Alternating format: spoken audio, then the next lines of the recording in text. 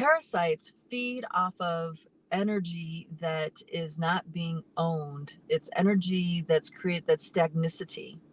And it's really, really significant for us to wake up to the fact that we have a responsibility to ourselves to have clean, energetic hygiene. Okay. And that means taking more uh, conscientious approach to our existence in this world. So we're not blaming other people or other energies for our state of being. Instead, we are claiming responsibility for our state of being and then taking steps, measures to create that inner state of being that serves us, that is in to our benefit, which is the state of being that we prefer to be in, say a state of bliss, of joy, of gratitude. Now, I don't mean fake love vomit, because that is prevalent too. That's not it. And the reason why is because it's love vomiting. You are losing energy. You're spending energy outwards to others, welcomed or not, and you're still feeding parasites. You're still contributing into the loosh. So loosh is a term that came about, actually came about in the 90s. That was the first time I heard it, but I'm sure it's older. Different traditions call it different thing. Luge is more of like the Western English version. And loosh is, toxic stuff, toxic energy. When you're spewing anger, spewing this, when you're just spewing emotional frequencies, and you're in a blame mode, or you're in a dark mode, or you're in attacking mode, or you know what I mean, a victim mode. The whole, you ever meet somebody who is woe is me about everything all the time? They are riddled with parasites. They are constantly being fed upon, and they're easy prey to be fed upon, because all those beings need to do is press a certain kind of button, press a certain mental loop, press a certain emotional loop, right? And the person will just go on the reel and start creating as much loosh as that parasite wants. And parasites are never full, and there's always more. So we are energy capacitors, and for bliss and for upliftment and for our own divinity, or for feeding these parasites. Now, that's just basic loosh, right? Basic parasitic energies. There are different layers of this and advancements of this.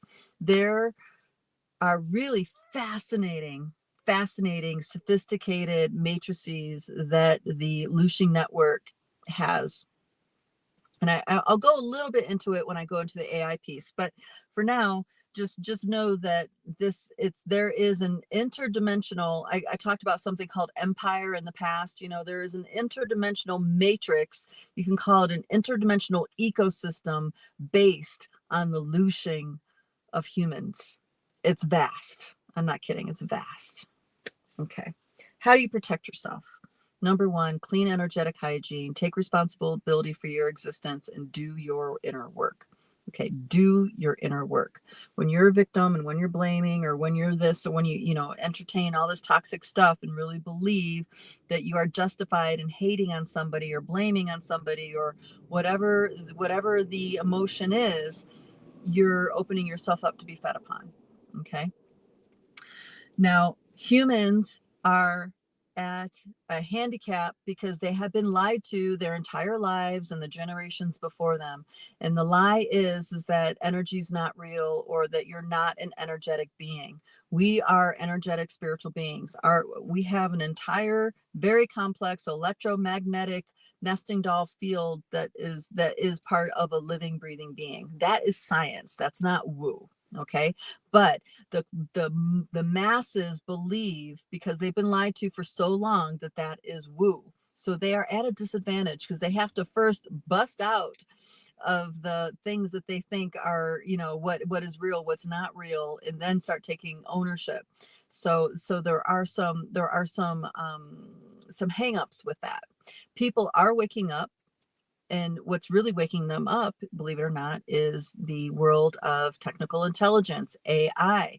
Great example are video gamers. And I've talked about this in the past too.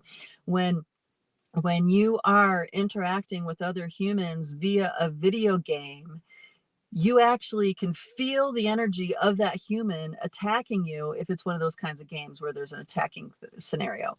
And I've experienced this myself. There was it was a castle building game that I don't know why I started playing it. It was many years ago.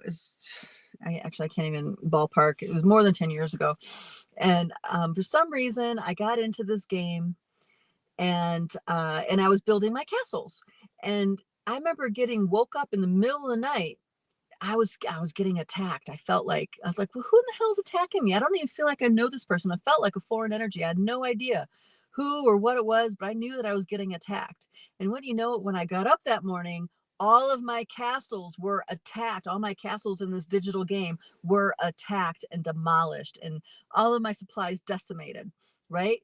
And I was like, holy crap, I totally felt that happen, right? I wasn't thinking about the game. I mean, it was something that I do, like, when I'm waiting, picking up the kids from school or something. It was something, I don't even spend a lot of time on. I didn't even know the hacks. There was all these hacks of the game to get lots of resources and all this stuff. It was just something I did because it was entertaining at the time. So I wasn't heavily invested in it, yet I felt that attack come on.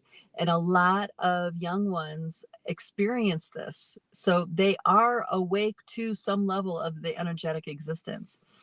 And yes, there's older people that play video games too. I don't want to tag it all in the young ones. So people are waking up slowly but surely to this more subtle level of our existence, but until they do, they're at a disadvantage. Okay, now there are beings who are just naturally very strong in their center. They're really stubborn, let's say. They're very focused and driven. That is another way of protection, being focused and driven, but that's not a very common human. When I'm talking about focused and driven, I'm talking about they are on a mission, and they are 24/7 all about that mission. That's all they talk about. That's all they think about. That's all they focus their energy on. There is absolutely zero time for anything else. That's what I'm talking about. Okay. And there are humans that are like that. And there are humans that I know that have phases of life that are like that. Right. A lot of people, would categorize potentially Capricorns being like that, right? I know I'm really generally ballparking there, but there are a vast majority of those types that happen to be, in that inclination of the Capricorn energy. Okay, so protecting yourself, good energetic hygiene, taking responsibility, and doing things that feed and uplift your spirit. Now, there are other kinds of tools, like different kinds of traditions, like connecting with water and cleansing yourself with water, connecting with fire, cleansing yourself with fire, connecting with the winds, cleansing yourself with the winds, connecting yourself with earth. People even bury themselves. I've been buried before. So there are ways in a ceremonial context to also clean your energy. Smudging doesn't do it, right? It depends on how deeply you're connected with the devas of the smudge. So if you are one who smudges with sage, there's all different kinds of sage. There's prairie sage, there's mountain sage, there's different sage devas and spirits.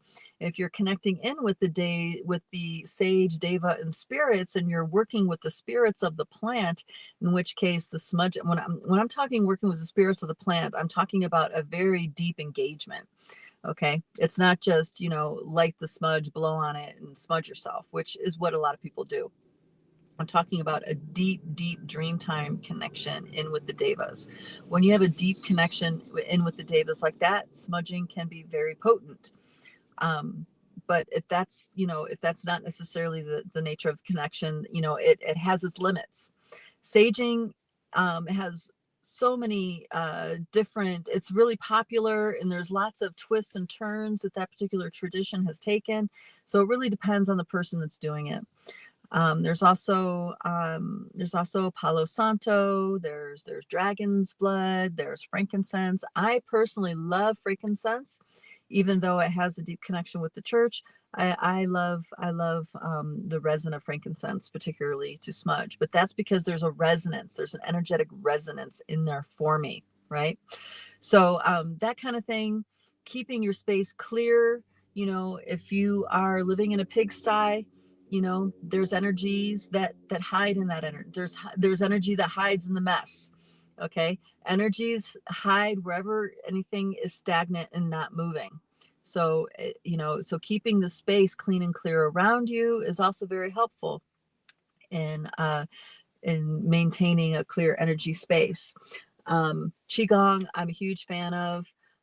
Different kinds of practices like this are all good. In Light Body, we have the Light Body Essentials program, which I would highly recommend, because that's not only building a strong energy field and practicing good energetic hygiene, but it's also deepening your capacity on tracking, tapping into the energetic realms and practicing perceiving it and working with that. When you can start to embrace those aspects of your capacity, then your ability for clean energetic hygiene just exponentially expands and strengthens. So also, recounting your day is also a really, really, really important one. So that means when you're laying in bed, going through your day, you're pulling your energy back, you're calling your energy back from all the different scenarios within that happened within that day, and different things within also goes on. So say you have some reactions to people, you know what I mean? You'll have time to reflect, pull your energy back, place a more purposeful, a more cleaner response energy into the mix. So it's not just the, you know what I mean? So it's not just that one exchange.